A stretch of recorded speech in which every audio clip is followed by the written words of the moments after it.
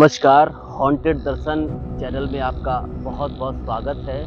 और हम राजस्थान के जैसलमेर ज़िले के कुलधरा गांव में मौजूद हैं और यहाँ एक ऐसा शापित पेड़ है जो बरगद का पेड़ है और वहाँ कोई आता जाता नहीं। हमारे चारों साथी यहाँ मौजूद हैं और एक बार यहाँ की तस्वीरें दिखाइए।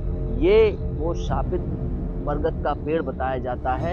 यहाँ बरसों पहले एक तांत्रिक के द्वारा तंत्र साधना की गई थी और उस दौरान उसने कई यहाँ बलि दी थी, जिसमें कई पुरुष, कई महिलाएं और बच्चे थे जिनकी मौत हो गई थी।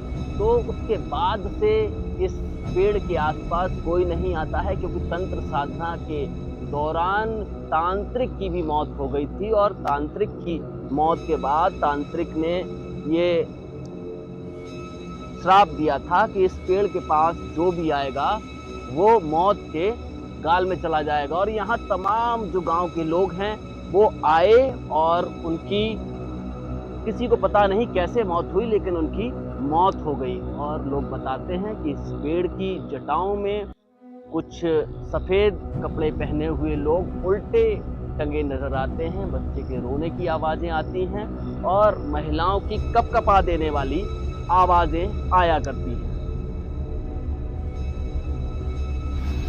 हमारी टीम ने आसपास के क्षेत्र को बारीकी से देखा। हमें लगता था कि यहाँ कोई तंत्र साधना करता होगा, जिसने पूरे क्षेत्र में अफवाह फैला रखी होगी कि ये क्षेत्र भूतिया है। लेकिन हमें कोई तंत्र साधना करता हुआ या तंत्र साधना से जुड़े कोई सबूत नहीं मिले। बरगद से कुछ ही दूरी पर एक खंडहर जरूर मिला जो बंद था, लेकिन खिड़की से हमने झांक कर देखा तो अंदर कुछ कपड़े पड़े थे और नींबू भी कटे हुए पड़े हुए दिखे। आसपास का क्षेत्र भूतिया जरूर लगा, जहां बहुत ही डरावनी आवाजें आ रही थीं।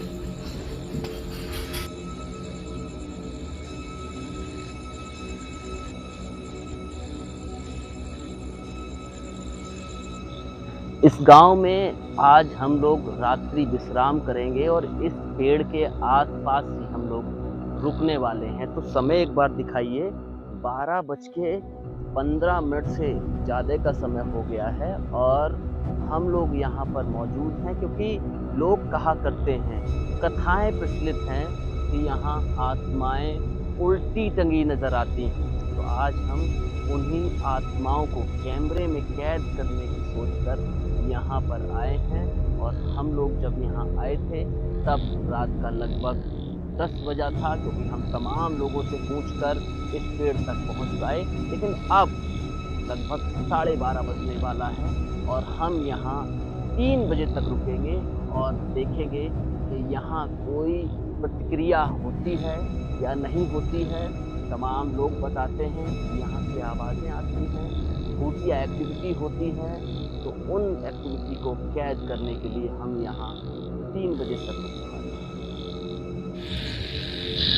हम रात 10 बजे यहाँ पर पहुँच गए थे और आधी रात का समय तक हम लगातार बरगद के पेड़ के नीचे बैठकर हॉरर एक्टिविटी यानी पैरानॉर्मल एक्टिविटी होने का इंतज़ार करते रहे।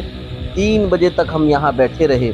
लोग जो गांव के हैं वो ये बताया करते हैं, एक सच्चे हादसे की बात करते हैं। वो बताते हैं कि करीब 10 साल पहले गांव का एक युवक विक्रम, जो भूत प्रेत पर विश्वास नहीं करता था, शर्त लगाकर रात में इस बरगद के नीचे आ गया। सुबह जब लोग उसे देखने गए तो वह पेड़ के नीचे बेहोश पड़ा था और उसके बाल सफ़ेद हो चुके थे।